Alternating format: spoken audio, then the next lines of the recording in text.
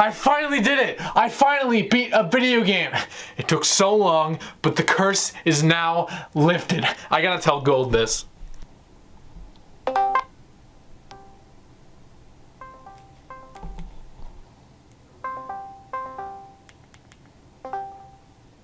Dude, guess what? Guess what?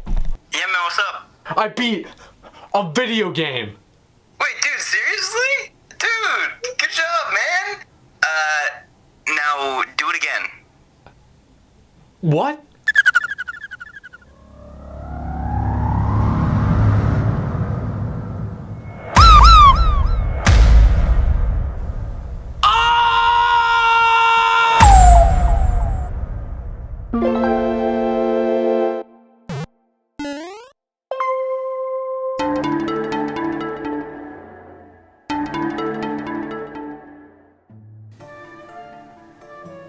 Oh, hey guys, it's TheNathan709 here.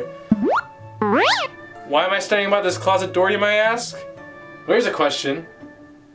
Why aren't you? You see, after I finished Ocarina of Time, Luma showed up at my house. Gold's done it again. How does he keep doing this?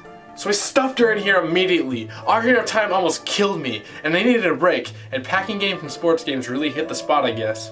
It has been months through Christmas, Hanukkah, Kwanzaa, and I aged a year. There's no way she's still in here. I have even more questions.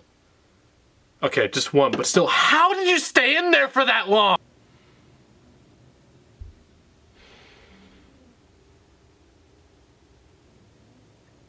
Okay, I'm ready. Mario is my favorite video game character of all time. He is why I'm fascinated with video games. I personally grew up more with the 2D side-scrolling Mario games, like New Super Mario Bros. On the DS, which was my first ever video game if you don't count me playing my dad's portable Tetris while using the washroom. I fell in love with the game, and it is probably the most nostalgic game for me. The first 3D Mario game I played was Super Mario 64 DS, or as I called it, Super Mario DS, because I thought the 64 was irrelevant for some reason. For the first number of years that I had the game, I was terrible. It was so hard for me. That was until the summer of 2012, while at a resort out of town.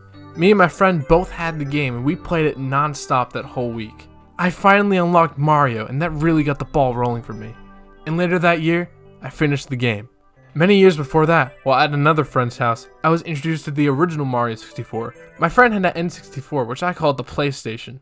Sure it is.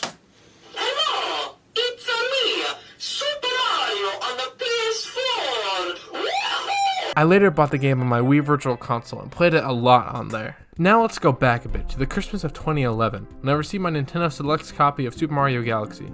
Ever since I heard about the game, I wanted to play it.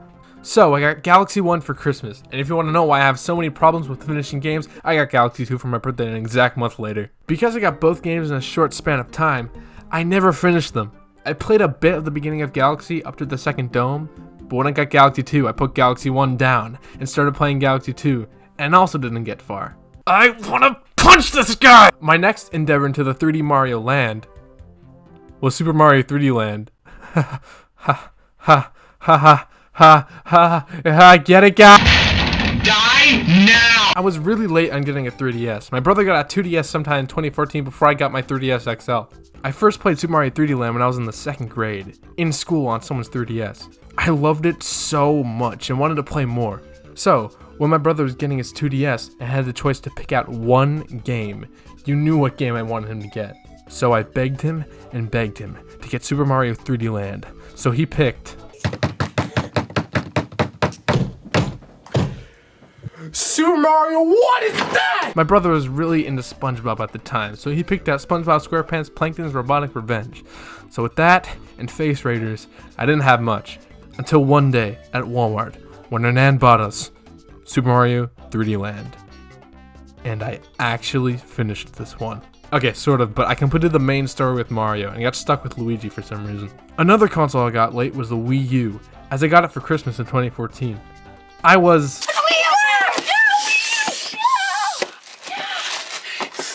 not excited, and with that, I received Super Mario 3D World bundled with the system. And it took me 5 years to beat, but I finished it nonetheless. October 19th, 2016, Nintendo tweeted announcing that the next day, they would be giving us our first look at the widely anticipated Nintendo NX. I remember freaking out. I went to school that day not checking any social media. When I finally got home, I watched the trailer, and again... Wait, what is that? Wait, what was that? I wasn't excited. A new 3D Mario sandbox game was teased during that trailer, and that ended up being Super Mario Odyssey. And I actually finished it. I got it on launch day, and I didn't stop playing. I loved the game so much. It was then when I realized, I need to finish more 3D Mario games. Jump forward to 2020. I popped my copy of Super Mario Galaxy into the Wii U and started playing again. I played it a lot, and got the farthest I've ever gotten into the game. But then, September came, and Nintendo started spitting out random words like Super Mario 3D All-Stars. The highly anticipated 3D Mario collection was finally announced for Mario's 35th anniversary. And then it came out 2 weeks and 1 day later. So I dropped my playthrough of Galaxy on the Wii and went to go pick up 3D All-Stars. I popped it in on stream, and seeing Galaxy in HD for the first time was so amazing. So after a week of playing and finishing Super Mario 64 once again, I started yet another attempt to complete Galaxy. But this time, it was a success.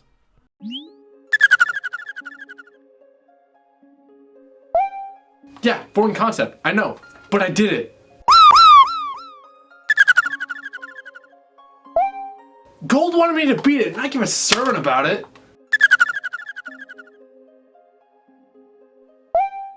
But I can't, that wasn't in the contract.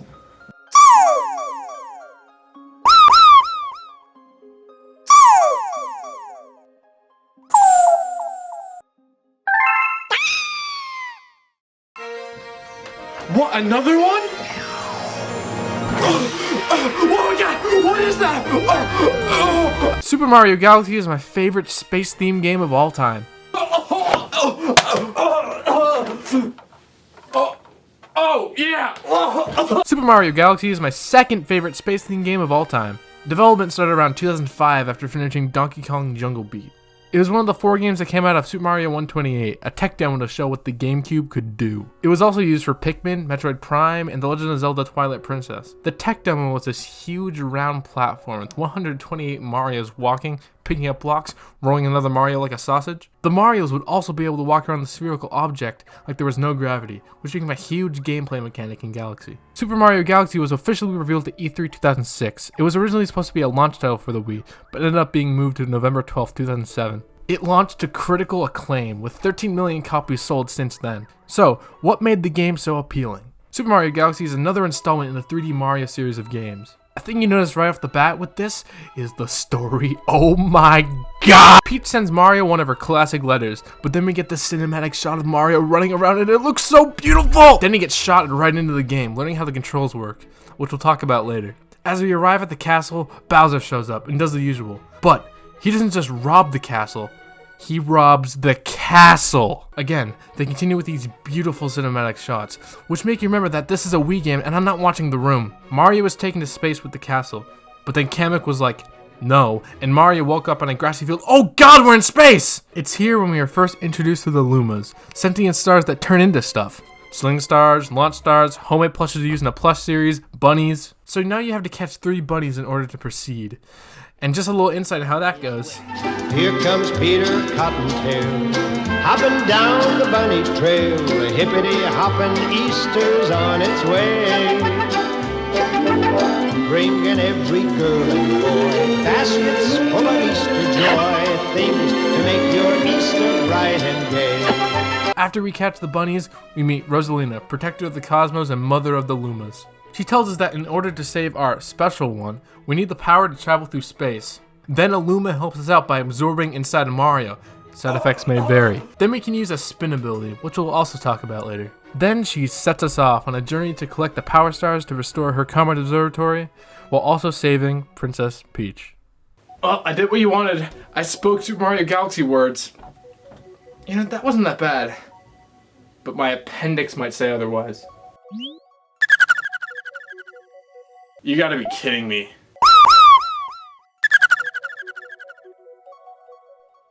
Oh, don't bring her into this!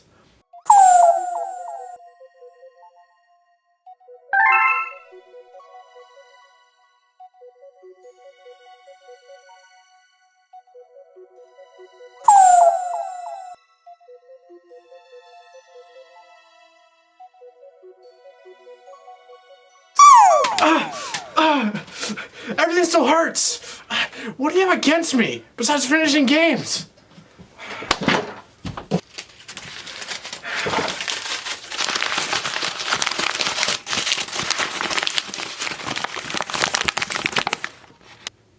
Yeah! Galaxy has really solid gameplay. Like I said before, the anti-gravity from Super Mario 128 was used in this game. It ups the challenge a lot and makes it harder. You could be on the side of a planet, upside down on a planet, falling off a planet, dang it. Oh my god, this game looks so amazing! This is probably one of the most amazing looking games on the Wii, and it was at the beginning of its lifespan. Everything looks so polished and clean, and it being on the Switch in full HD makes me question if this is legal. The cutscenes are so cinematic and really get to you. Yeah, sure, later games in the series like Super Mario Odyssey have improved in the graphics department a lot, but Galaxy has its own special charm that I love. Galaxy controls are really solid. Obviously, being on the Wii, this game had motion control. The game required you to plug in a nunchuck to move Mario around, while the Wii remote was used for the standard jumping, using power-ups, and the motion controls. Like I mentioned earlier, Mario is able to spin. To do this, you give a little flick to the Wii remote, which doesn't take away from the game at all. You use this to give you a little boost to get to higher places, abolish enemies, or travel with launch stars, and trust me, it feels so satisfying. And of course, all of Mario's other classic moves come back. Long jumping, ground pounding, wall kicking, back flicking, side flipping, the gang's all here! Another way motion control is used is through collecting star bits, another collectible alongside coins, that you can use to cause obesity. You point the Wii remote wherever you see star bits, and you will collect them. You mainly do this in places where you can't physically get them, or when you're just flying through space. Overall, as I mentioned, the game controls really well. When it was ported to the Switch, although not as well defined as the Wii, they are still pretty solid. The two 3D Mario games before Galaxy both had hub worlds. Super Mario 64 had Peach's Castle. It had 3 floors and a garden, and multiple rooms in each, with paintings inside of them to jump into, in order to get to a level. Super Mario Sunshine had Delfino Plaza, with random ink spots you jump into or shooting to different areas, while also unlocking different ways to get to different levels. And here, in Super Mario Galaxy, we have Rosalina's Comet Observatory. When we first see the observatory, it's very dull, with a lot of it being blacked out, except for one thing, the Terrace Dome. You access galaxies through these domes, each being themed around different things. When you complete a dome, a new one appears, and then a new one, and repeat. Once it's done, the observatory is fully lit up, and it looks really nice. It's really fun just to run around freely and explore any of the galaxies you previously visited. Each dome in the Comet Observatory has around 5 galaxies. With 6 domes and a couple extra galaxies throughout, that adds up to a total of 42 galaxies. Since that is a lot, and I will be sitting here for ages talking about each galaxy, I'm only going to be talking about mechanics that can be found in many of the galaxies. Galaxy is a bit different than the previous 2 3D Mario games. Yes, it is still a big collectathon, but is more linear in comparison to 64 and Sunshine. Galaxy has only 3 stars in each of the galaxies, not counting special stars. The stages themselves have a more clear path of what to do. That being said, it does not take the fun out of each stage. Each galaxy is super fun, with amazing platforming elements, still with a lot of challenge. Traveling to different planets on launch stars, using blue stars to maneuver around, flying around on flowers, or just casually running, jumping around, and doing the normal Mario thing. And it's super fun. But there are a few challenges that can be a bit tricky. For example, the manta ray surfing stages. This is one of the stages that utilize motion control heavily. The goal is to get to the finish line while surfing on a manta ray, which is something the game doesn't even want you to do sometimes.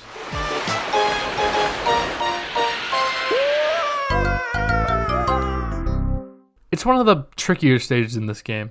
Another example, the timed stages. Racing with the Boo or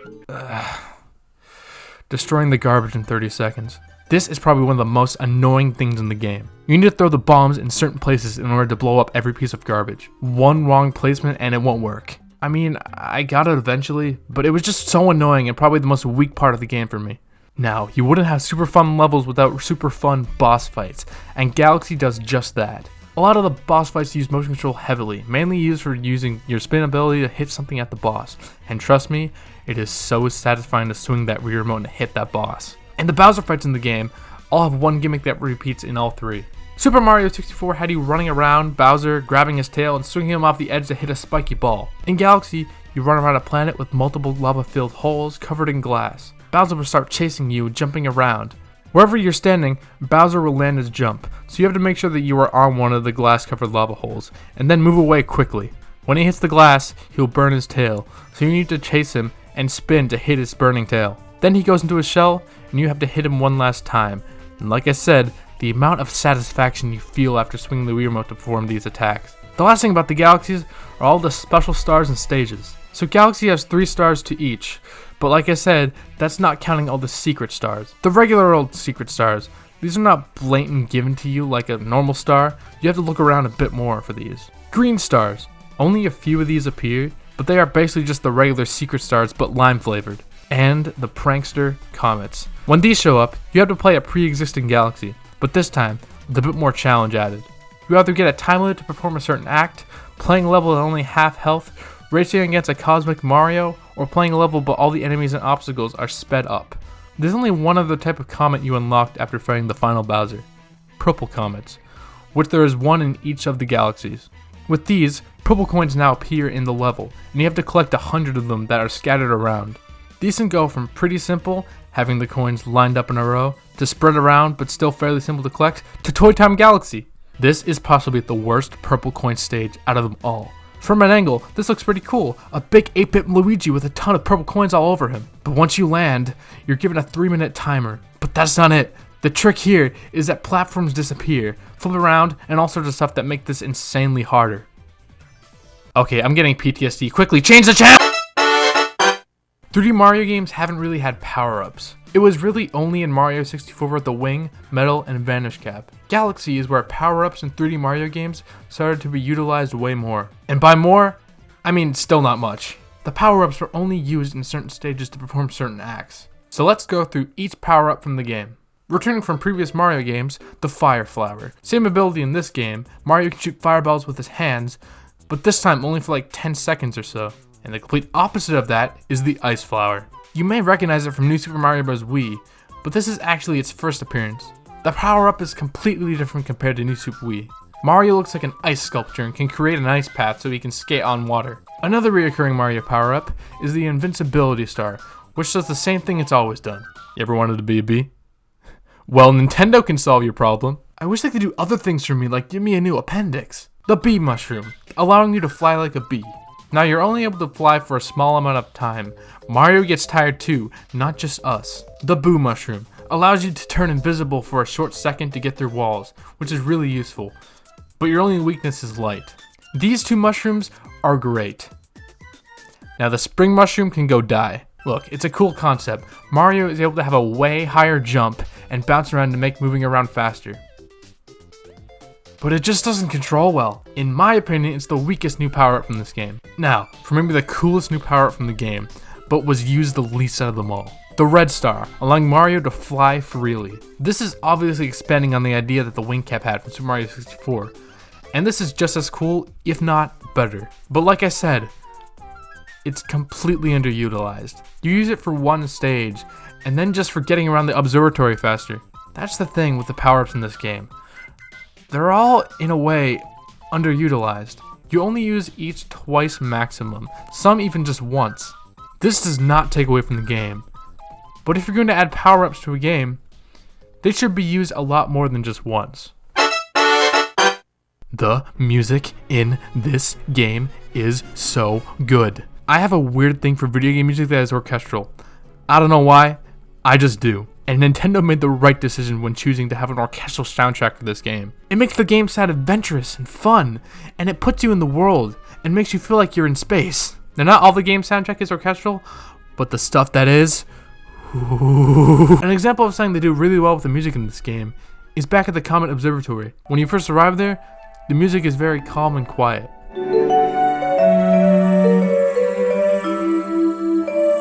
Then as you complete more domes, the music gets just more added to it.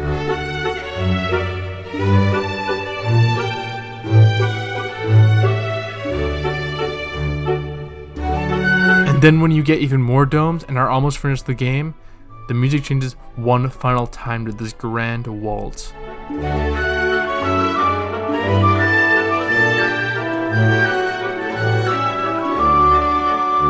It gives me chills every single time. Galaxy adds a really interesting element that we never really gotten in a Mario game before. Lore. Eventually, after completing some Galaxies, you unlock a room. Upon going inside, you find this library of sorts. Rosalina's in there with a huge book that she starts to read. She tells us a story about a young girl, quite obviously Rosalina, who meets Lumas. I'm not going to retell the whole story here, because it's quite touching. It is tear-jerking, if you will, and if you haven't heard it yet, it would be better to experience reading it yourself. But just the fact that there is deep and dark lore in a Mario game is fascinating to me, and is something I hope they do more of in the future. With all of this bundled together, I can now say after so many years that Super Mario Galaxy is a fantastic game. I completed it 100% with Mario. I haven't gotten the chance to do it with Luigi yet. After I finished with Mario, I didn't want to bore myself with playing the same game all over again, so I haven't played much as Luigi yet, but that is something I'll get to one day. The game added so many new elements to the 3D Mario franchise that I love, and that I really hope gets expanded on for the future of the Mario franchise. Yeah, the game was more linear and less exploring than the previous 2 entries in the series, but as I said, it doesn't take out the amount of joy that this game gives you. If you're new to the 3D Mario games or the Mario franchise as a whole, this is a perfect game to jump into. I don't think I've ever had as much of a deep connection with a Mario game like I have here before. I can't wait to go back and complete the sequel as well, and finally finish that after years of it sitting on my shelf. But until then, not only is Super Mario Galaxy my favorite 3D Mario game, but it's also one of my most favorite games of all time.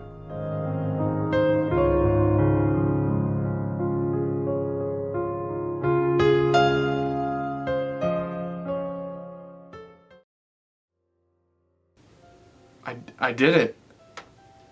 I actually finished Galaxy. Another video game. Finished.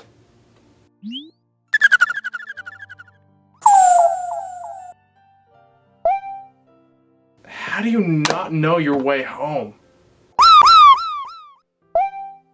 How is that possible? You should be able to remember something like that. For example, I remember what I ate for breakfast this morning. Wait. Okay, on second thought.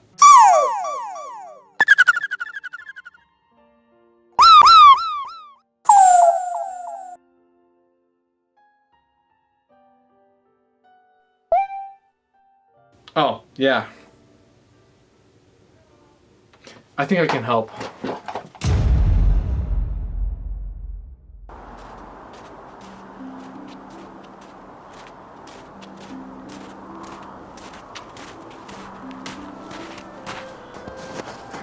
This is the only space-themed place I know. This rocket ship's been here for forever, and I don't know why. Look, I don't know what else to do. This is all I can think of. Contrary to popular belief, there aren't a lot of space-themed things in a neighborhood.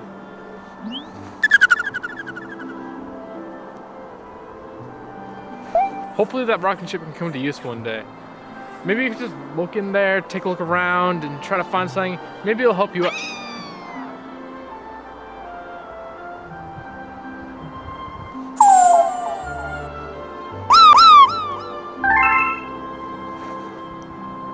Well, another year without this thing being used. Gosh, I thought this was gonna be the year.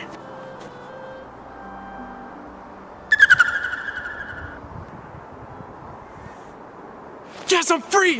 Yes! You know, there's like nothing on YouTube anymore. It's all boring and just the same. Except for Nathan. I wonder what he's up to. Nintendo Direct, yeah, that was a fun one. What's he even doing now? Like, what's he been playing? Earthbound? Did he ever finish that? Oh, I got to the factory. He was about to fight the best boss and he quit? Well, I know what he's about to do. It's time!